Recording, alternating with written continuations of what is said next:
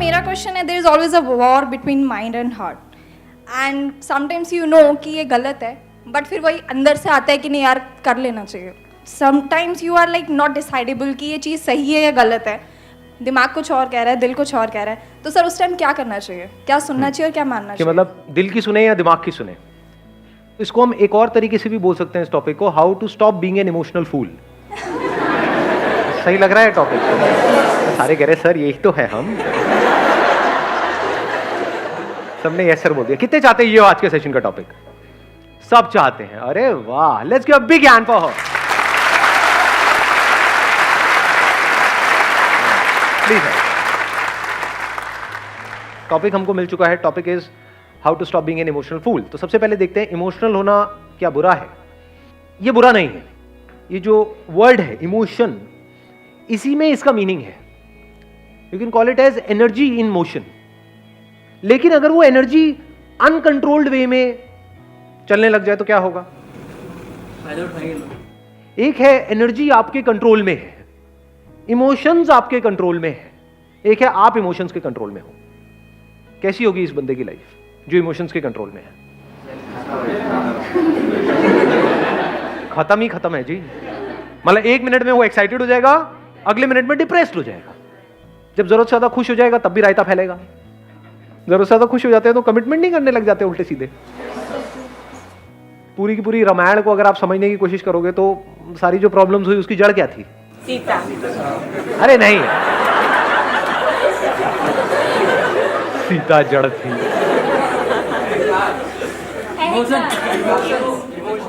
कहां से खेल सारा शुरू हुआ था? वचन क्यों दिया था?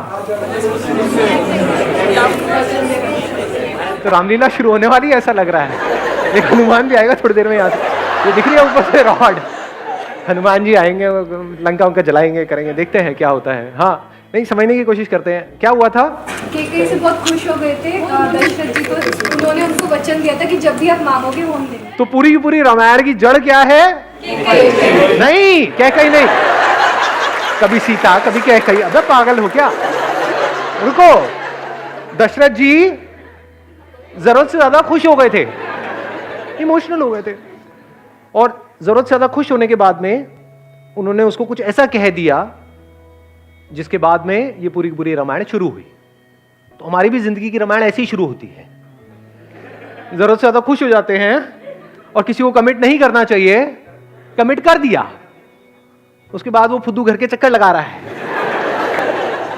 उसके बाद रो रही, मैंने क्या कर दिया, थोड़ी जल्दी कर दी. फिर हमारी जिंदगी की रामायण शुरू होती है. ये रिलेट कर पा रहे हो इन सब बातों से? जरूरत से ज्यादा इमोशनल होकर के एक डिसीजन ले लिया अपने करियर का बहुत बड़ा, उसके बाद में रो रहे हैं बैठे बैठे पूरी लाइफ के लिए. ये मैंने क्या कर दिया, थोड़ा सोच समझ के नहीं कर सकता था, सोच समझ के नहीं कर सकती थी. ऐसा होता है लाइफ में? नहीं होता है. कुछ गिने चुने बड़े डिसीजंस हैं लाइफ में. और क्या है, एक रिलेशनशिप से रिलेटेड है, एक करियर से रिलेटेड है. ये दोनों डिसीजंस सोच समझ करके प्रॉपर्ली लेने चाहिए या एकदम से इमोशनल होकर के लेने चाहिए? इमोशंस जो होते हैं ना, अब वो जनरेट कैसे होते हैं? हैपनिंग. you're saying कि कुछ होता है हमारी लाइफ में, कोई इवेंट होता है, वहां से इमोशंस ट्रिगर होते हैं. तो इवेंट्स तो अनलिमिटेड होते हैं, हर एक पे इमोशंस ट्रिगर होते हैं. आपकी लाइफ में कितना कुछ होता है सुबह से रात तक? बहुत कुछ होता है. क्या हर जगह पे एक्साइटेड हो जाते हो, हर जगह पे डिप्रेस्ड हो जाते हो, या कभी होते हो कभी नहीं होते हो? तो उसका कॉज बाहर है या आपके अंदर है? इसको आराम से समझना. यही हमारी सबकी गलतफहमी है. हम सोचते हैं इमोशंस बाहर से जनरेट होते हैं, बाहर से नहीं होते. फॉर एग्जाम्पल, किसी गाड़ी का आपके माइंड में डिजायर पड़ा हुआ है और वो डिजायर बहुत स्ट्रांग है और वो गाड़ी आपके सामने आएगी तो आप इमोशनल नहीं हो जाओगे? और अगर वो डिजायर है ही नहीं तो? ऐसी 1000 गाड़ियां भी आपके सामने से निकल जाएगी, कुछ भी नहीं होगा. ऐसे ही जिस तरह की आपने मूवीज देखी है, करी है, ये है वो है, उससे रिलेटेड इमेजेस बन जाती है हमारे माइंड में. प्रिंस चार्मिंग, एकदम से वो सामने आता है तो क्या होता है? दिमाग काम करना बंद नहीं कर देता है. बाहर से हम अपने आप को बड़ा काम एंड कंपोज दिखा रहे होते हैं, अंदर ही अंदर क्या चल रहा होता है? अरे मजा आ गया. ऐसी फीलिंग्स होती है? नहीं होती? ओबे देखो देखा देखा, पलट पलट पलट पलट पलट पलट पलट. ये खेल शुरू नहीं हो जाता है. उस वक्त क्या होता है? दिमाग काम करना बंद नहीं कर देता है. अब जैसे जैसे वो डिजायर पूरा होता है तो हमारे अंदर ग्रीड नाम का एक इमोशन पैदा होता है। ग्रीड सिर्फ चीजों से रिलेटेड नहीं होता, लोगों से रिलेटेड भी होता है। लालच आता है, और अगर उसमें कोई रुकावट आती है तो क्या होता है? पता लगा आपको वो आपको नहीं देख रहा, आपकी फ्रेंड को देख रहा है, तो क्या होता है? गुस्सा आता है, जेलसी होती है। तो इस सब की जड़ क्या है? उनके इमोशंस उनके ऊपर हावी हो जाते हैं। अब इस डिजायर की प्रॉब्लम समझ पा रहे हो? क्योंकि ये डिजायर्स, मजे की बात क्या है, हम सबके अंदर बन जाते हैं, आपने बनाए नहीं है। ऐसी गलतफहमी होती है आपको कि मैंने चूज किए हैं।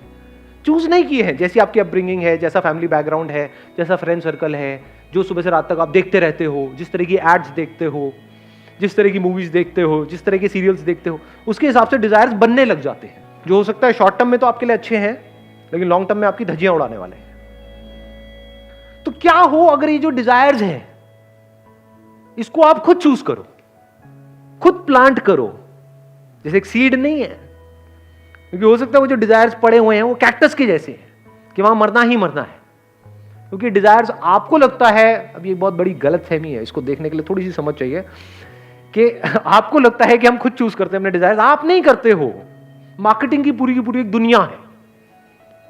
जिन लोगों का इंटरेस्ट है आपको जो चीज बेचने में, आपको पता भी नहीं लगेगा कैसे वो उससे रिलेटेड डिजायर्स आपके अंदर प्लांट करते चले जाएंगे, डायरेक्टली या इनडायरेक्टली।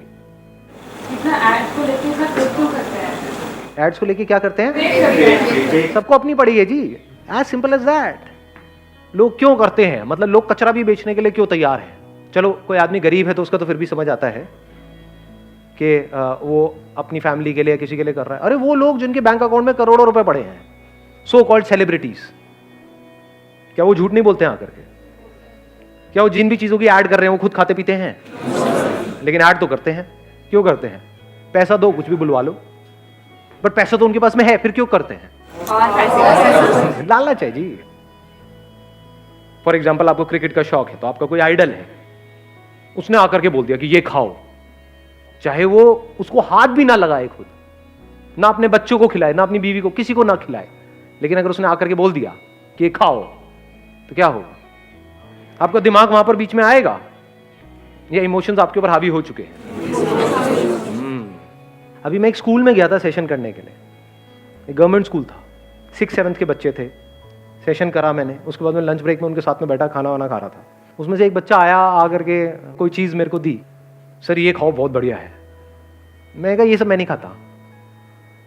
कहते लेकिन सर ये तो बहुत बढ़िया है। मैंने कहा तुम्हें किसने कहा बढ़िया है? कहते सर उन्होंने कहा है। मैं कहा उन्होंने, वो तुमसे मिले थे? नहीं सर मिले नहीं थे, उन्होंने टीवी में कहा है। उसके बाद मुझे करीब 1 घंटा लगा उस बच्चे को बैठ करके समझाने में कि वो तुझे झूठ बोल रहे हैं। उन्होंने कहा वो झूठ क्यों बोलेंगे, वो तो बहुत अच्छे इंसान है, उनको तो सब इतना मानते हैं, मेरे पापा मम्मी भी इतना मानते हैं, वो झूठ क्यों बोलेंगे, वो मेरे से झूठ क्यों बोलेंगे? फिर मुझे बहुत देर लगी, उनके मैंने यूट्यूब पे कुछ इंटरव्यूज निकाले, वो दिखाए। मैंने कहा देखो ये खाते हैं ये, और ये बताते हैं कि ऐसे ऐसे, एक चावल का दाना भी एक्स्ट्रा नहीं खाते हैं सुबह से रात तक, ऐसी डाइट लेते हैं, तब जाकर के वो आज इस लेवल पे है। उन्होंने काफी जगह बताया भी हुआ। फिर मैंने कुछ और उनको क्लिपिंग्स दिखाई यूट्यूब से निकाल करके। एक एक्ट्रेस है जो तरह तरह की एड्स करती है, अगेन नाम नहीं लूंगा, अगेन, तो उसकी एक क्लिपिंग दिखाई जहां पर एक टेलीविजन शो में वो गई थी, वहां पर गलती से उसकी चाय में किसी ने चीनी डाल दी, चाय में या कॉफी में, मेरे को क्या पता, तो उसकी चाय में या कॉफी में किसी ने चीनी डाल दी, तो वहां पे बहुत उल्टा सीधा उसने बोला उस पर्सन को भी और चीनी के बारे में भी। और वो जिस तरह की एड्स कर रही है, that is all loaded with sugar, chemicals और पता नहीं क्या क्या। तब जाकर के उन बच्चों को ये रियलाइज हुआ कि एक्चुअल में ये लोग झूठ बोल रहे हैं, नहीं तो वो ब्लाइंडली फॉलो कर रहे हैं। ये छोटी प्रॉब्लम नहीं है, बहुत बड़ी प्रॉब्लम है। जो बच्चा उनको फॉलो कर रहा है, जिसने उसको आइडल बनाया हुआ है, उसको नहीं पता है कि वो खाना गलत है, उसके लिए तो उन्होंने बोल दिया। बिल्कुल ऐसा है जैसे भगवान ने कुछ बोल दिया, उसके लिए तो आइडल है ना। तो उस बच्चे को नहीं पता है कि उसके लिए वो गलत है, उनको तो पता है ना कि उसके लिए गलत है। सर लेकिन बोलते हैं कि आप जितना गलत, मतलब माइक दे रहे हैं, एक मिनट। सर मतलब अगर हम कोई अगर काम करते हैं, अगर हमसे कोई गलती हो जाती है तो कहते हैं ना कि आप गलती से ही सीखोगे, अगर आप सारी चीज़ें सही करते जाओगे तो आप सीखोगे कैसे। तो जैसे हम लोग भी बहुत सारी गलतियां करते हैं तो उससे हमें सीख मिल जाती है कि अच्छा हमें एक बार धोखा मिल गया तो हम दोबारा ये चीज़ नहीं करेंगे। तो सर हमें गलतियां करते रहना चाहिए, मतलब हाँ ऐसे सीखते रहना चाहिए। तो ये क्या मतलब सर? अब होता क्या है, मेरे अलग अलग सेशंस में आप अलग अलग बातें सुनोगे, अंदर अंदर सबकी खिचड़ी बनती चली जाएगी। क्योंकि एक सेशन में मैं बोलूंगा कि हम अपनी गलतियों से ही सीखते हैं, जिसने गलती नहीं करी उसने क्या किया। इसका मतलब ये थोड़ी कि हम गलतियां ही करते रहें। देखो, समझदार कौन है? जो बार बार गलती करे और फिर भी उससे ना सीखे, वो समझदार है। या बेवकूफ है, या महाबेवकूफ है? महाबेवकूफ। एक ही गलती को 10 बार करे। दूसरा बंदा जिसने गलती करी उससे सीख लिया, उसको समझदार कहेंगे या बेवकूफ कहेंगे? समझदार है। तीसरा बंदा जो गलती करने से पहले ही औरों की गलतियों से सीख जाए और वो गलती करे ही ना, वो वाली गलती ना करे, वो उसको क्या कहोगे? महाबेवकूफ या महासमझदार? महासमझदार। गलतियां दो तरह की होती हैं। एक है छोटी मोटी गलती कि आप गए यहां से, ध्यान कहीं और था, अंदर ख्यालों में खोए हुए थे, कहीं टक्कर हो गई टड़क करके ऐसे, मतलब, और थोड़ी सी लग गई चोट, 5-7 दिन के लिए दर्द हो रहा है। लेकिन ये भी तो हो सकता है कि वो गलती अगर आपने कहीं मेन रोड पे, सड़क पे करी और टक्कर हुई किसी ट्रक से, तो अब क्या सीखोगे वहां पर? सीखने के लिए रह क्या जाएगा? समझ गए ना? गलतियां दो तरह की है, एक छोटी मोटी गलती है, बड़ी गलती है। तो बड़ी गलती किससे कनेक्टेड है? बड़े डिजायर से कनेक्टेड है। जितने ज्यादा डिजायर होंगे उतना ही फड़फड़ाए हुए होंगे। मैं ये सब जो भी बोल रहा हूं अपनी लाइफ के पूरे एक्सपीरियंस के बेस पे आपसे बोल रहा हूं। तो अगर आप महासमझदार हो तो मेरी बातों से ही सीख लोगे, महाबेवकूफ हो तो कभी नहीं सीखोगे। समझ गए? मैं लाइफ में कई जगह पे फंसा हूं। क्यों फंसा हूं? क्योंकि अंदर एक डिजायर को पनपता रहा कि मुझे ये चाहिए, ये चाहिए, ये चाहिए, ये चाहिए, ये चाहिए। जो वो चीज, वो जो अपॉर्चुनिटी है मेरे सामने आई तो दिमाग ने काम करना बंद कर दिया, इमोशनल होकर के कोई डिसीजन ले लिया, उसके बाद में भुगतता रहा अगले 5-10 साल तक। ऐसा लाइफ में होता है? नहीं होता है। तो मैं दिल से क्या चाहता हूं कि आपके साथ ऐसा ना हो। तो अगर ये सीख जाओ तो बच जाओगे। अब ऐसा नहीं होता है मेरे साथ में। क्यों नहीं होता है? अंदर कोई डिजायर ही नहीं, no desire of any kind. लेकिन एनर्जी की कोई कमी है? तो ऐसा क्यों हो रहा है? लगाओ थोड़ा सा दिमाग। राइट डिजायर प्लांट किया हुआ है। हाँ, राइट डिजायर प्लांट किया। राइट डिजायर प्लांट किया हुआ है अपने अंदर। अभी राइट डिजायर क्या है और रॉन्ग डिजायर क्या है? आराम से समझ लेना, आराम से, ठंडे दिमाग से। कुछ भी पाने का डिजायर, ये रॉन्ग डिजायर है। अपने आप को कैपेबल बनाने का डिजायर, अपनी कैपेबिलिटीज को बढ़ाने का डिजायर, अपना जो हाईएस्ट पोटेंशियल है उसको अचीव करने का डिजायर। यानी अगर आप एक क्रिकेटर हो तो आपका डिजायर क्या है? क्रिकेट में मुझे एक्स्ट्रा ऑर्डिनरी बनना है, चीजें इकट्ठी नहीं करनी है। चीजें तो उसके पास भी आएंगी लेकिन एटलीस्ट उसका माइंड उसके कंट्रोल में होगा। अब वो चूज करेगा कि मैं कौन सी ऐड करूं और कौन सी ना करूं। फॉर एग्जाम्पल, गाड़ी की है, बाइक की है, इंश्योरेंस की है, ये सारी जो एड्स हैं, इसको करने में कोई बुराई नहीं है। किसी की लाइफ थोड़ी ना खराब हो रही है। अच्छा, खाने पीने की चीज है, कौन देखने वाला है इस ऐड को? कोई बच्चे देखने वाले हैं जो मुझे ब्लाइंडली फॉलो करते हैं। तो मैं ये ऐड नहीं करूंगा, और इसकी जगह मैं क्या करूंगा? अपने सारे इंटरव्यूज में बोलूंगा कि ये खाना सही है, ये खाना गलत है, ताकि एटलीस्ट मेरी वजह से किसी का अच्छा नहीं हो रहा तो किसी का बुरा ना हो, नंबर 1। और अगर मेरी वजह से किसी का अच्छा हो जाए तो उससे अच्छा कुछ हो ही नहीं सकता। ऐसी थिंकिंग कहां से आ सकती है? किसके माइंड में आ सकती है ऐसी थिंकिंग? जिसकी लाइफ का गोल हो कि मुझे खिलाड़ी बनना है, ना कि भिखारी बनना है। ये जो आपका पाने का डिजायर है, ये आपको भिखारी बनाता है। बड़ा आदमी, छोटा आदमी, ये सब क्या है? जाने अनजाने अगर डिजायर आपके अंदर प्लांट नहीं हो रहे हैं। घर में डायलॉग सुने नहीं सुने हैं? वो बहुत बड़ा आदमी है। बड़ा आदमी मतलब क्या? 8 फुट का है, 10 फुट का है? कौन है बड़ा आदमी? मतलब क्या? पैसा है और क्या?